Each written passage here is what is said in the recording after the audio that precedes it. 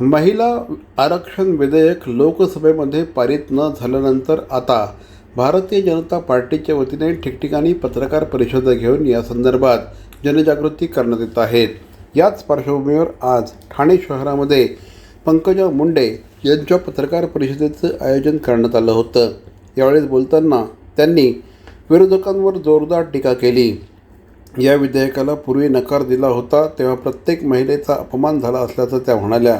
स्थानिक स्वराज्य संस्थांमध्ये महिला आरक्षण यशस्वीपणे राबवण्यात आलं असून विधानसभा आणि लोकसभेतही महिलांचा सहभाग वाढवण्यासाठी हे आरक्षण अत्यंत महत्त्वाचं असल्याचं त्यांनी स्पष्ट केलं।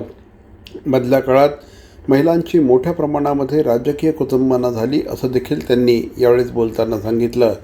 पंतप्रधान नरेंद्र मोदी यांच्या कार्यपद्धतीचं कौतुक करत वंचित घटकांना मुख्य प्रवाहात आणण्याचं काम पंतप्रधानांच्या नेतृत्वाखाली होत असल्याचं देखील पंकजाताई मुंडे यांनी यावेळेस पत्रकारांशी बोलताना सांगितलं।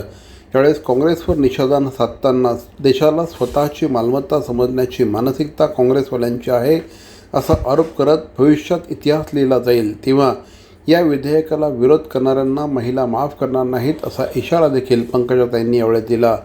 विधेयक मंजूर न झाल्यानंतर काहींनी जल्लोष केल्याची टीका करत महिलांना मुख्य प्रवाहात स्थान मिळालं पाहिजे ही भावना वाढत असल्याचं देखील त्यांनी सांगितलं। दरम्यान या मुद्द्यावर सर्वपक्षीय पातळीवर आंदोलन छेडण्याचा इशारा देत ठिकठिकाणी भारतीय जनता पार्टीचे कार्यकर्ते महिलांसह रस्त्यावर उतरतील आणि या संदर्भात देशभरामध्ये चळवळ उभी केली जाईल असं देखील यावेळेस त्यांनी सांगितलं।